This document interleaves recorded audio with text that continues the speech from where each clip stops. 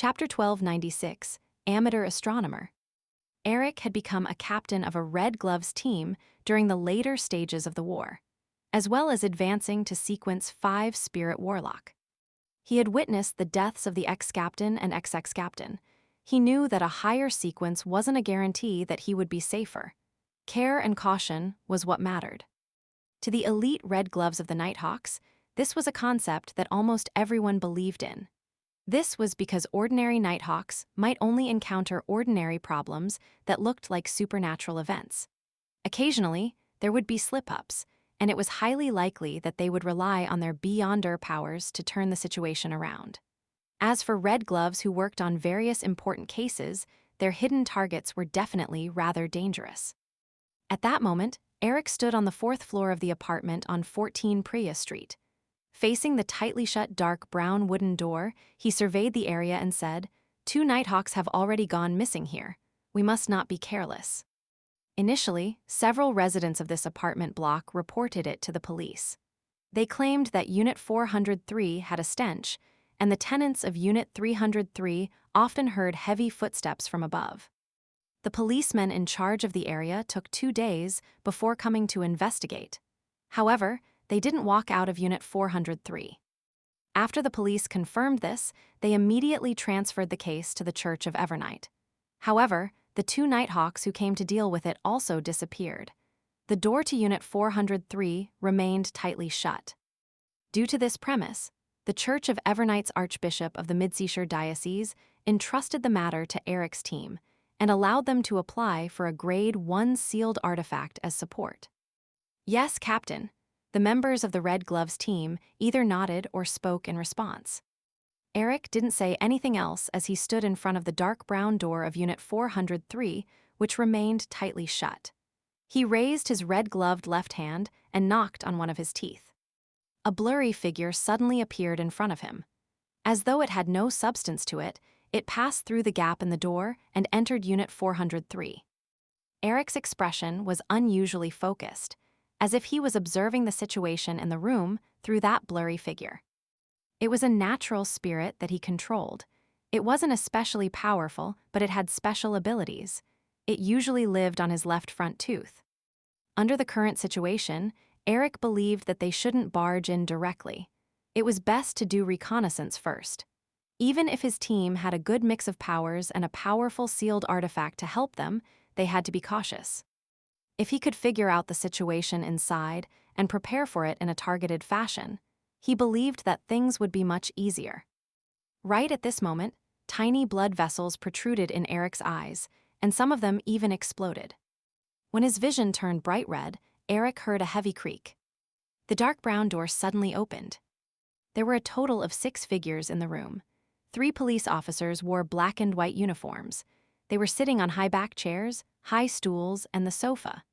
2 of them were wearing half-top hats, black trench coats, of which one was standing by the door and the other was standing behind the oriel window.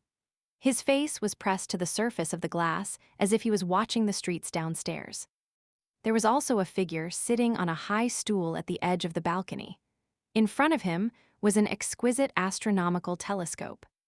The skin of the 6 figures began to swell, as though they had been injected with gas. Some parts of the body had even cracked and were highly decomposed, but they still hadn't dried up. They exuded a bluish-black glisten as light yellow liquid with hints of black flowed out. Sensing the door open, the 6 figures turned to look at Eric and the others. The first was the Nighthawk standing in front of the door. The last was the man wearing a cotton shirt behind the astronomical telescope. He had one of his eyeballs, its blacks and whites separated clearly, glued to the telescope's lens, allowing him to only use his remaining black, empty socket to scan the Red Gloves team outside. A faint stench drilled into the noses of Eric and the others as an indescribable coldness filled the surroundings. Eric instinctively raised his hand to hit his teeth, releasing more spirits. Then, he used his Nightmare Beyonder powers to forcefully drag all his targets into a dream. However, no matter how he tapped his teeth, he didn't release his soul. His Spirit Warlock Beyonder powers seemed to have vanished instantly. At the same time, a nightmare in the Red Gloves team also discovered in surprise that he was unable to pull someone into a dream. At that moment, apart from the enhancement in their physique brought by the potion, their beyonder powers mysteriously vanished. "Leave this place," Eric ordered without hesitation.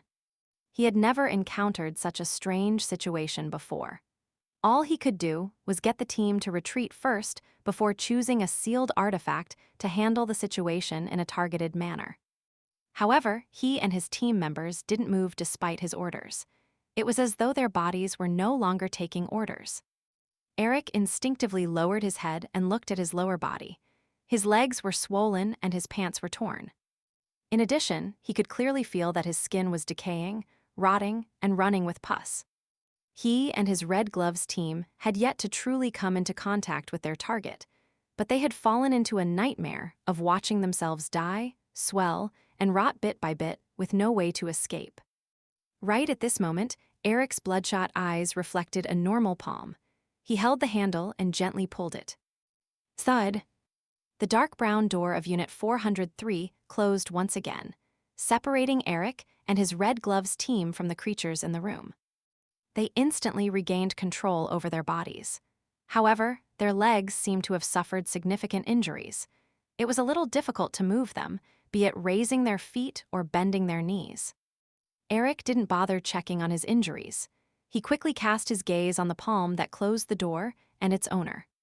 It was a young man wearing an ancient hat and a long black robe. His facial features were ordinary, making it impossible for one to have a deep impression of him.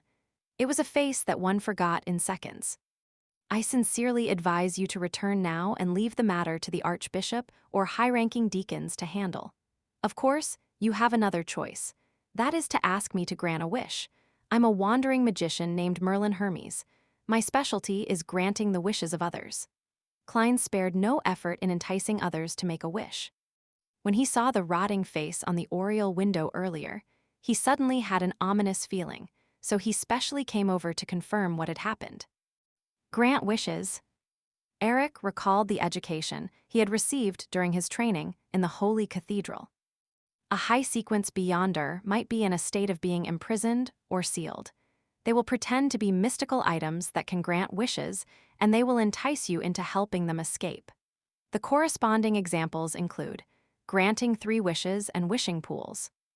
Is this a high-sequence beyonder? But he doesn't look like he's imprisoned or sealed.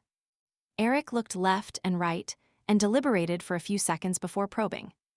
"If we don't ask you to grant us our wishes, will you not resolve the abnormality in the room?"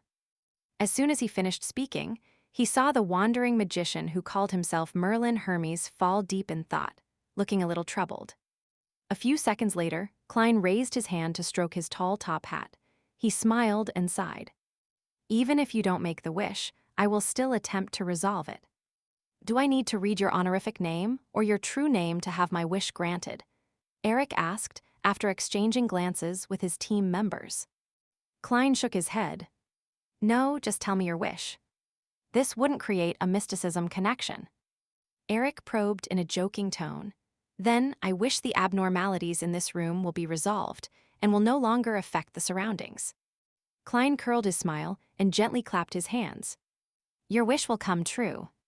Without waiting for Eric to respond, he smiled and said, "The abnormalities inside can suppress beyonder characteristics, causing the corresponding powers to be ineffective, but that isn't absolute. Typically in such cases, my suggestion is." As he spoke, Klein reached out with his left hand and took out an eyeball-shaped glass ball. He then twisted the handle with his right hand, opening the door a little. Then, through a crack, he threw the glass ball into Unit 403. As the glass ball flew, it constantly absorbed the surrounding light and gave off a brilliant, pure, extreme sunlight that resembled a miniature sun. The next second, Klein closed the door with his right palm, lest Eric and company's eyes couldn't take it. "My suggestion is to use a Grade 1 sealed artifact in the Sun domain to purify the entire area." While saying that, Klein recalled the mutated sun sacred emblem behind Tingen City's Channy's Gate. Although it was only a Grade 3 sealed artifact, it could still deal with the rotting creatures inside given enough time. Just as Eric was about to say that they had brought a similar sealed artifact, but just didn't have the chance to use it, he saw Mr. Merlin Hermes open the door to Unit 403. The 6 figures inside had vanished into thin air, and the different Beyonder characteristics were slowly condensing. The originally cold and sinister stench had been completely melted by the warm feeling. "It's been resolved," Eric asked after some hesitation. Klein shook his head with a smile. "No, the root of the problem is still here. Have you investigated the owner of this place?" Eric replied immediately. He calls himself John, an amateur astronomer. He likes to study the cosmos using specialized telescopes at night. Studying the cosmos? Klein walked into the room without batting an eyelid, and he casually instructed, "Search the area and find any possible clues." For some reason, Eric suddenly felt that Mr. Merlin Hermes was the captain from back when he first joined the Nighthawks. He was professional, calm, and trustworthy. He nodded at his team members, signaling them to follow his instructions. As for him, he continued following Klein. It was both to provide him help and also for necessary precautions. Klein ignored him as he swept his gaze and approached the exquisite astronomical telescope. Then, he bent down and drew his eyes towards the lens. This might be dangerous. Eric had planned to warn him, but he fell silent when he thought about how high the other party's level and status expressed. At that moment, through the telescope, Klein saw a resplendent, dreamlike dark night sky. Every star there was blinking slightly. Suddenly, his vision was occupied by a huge eye.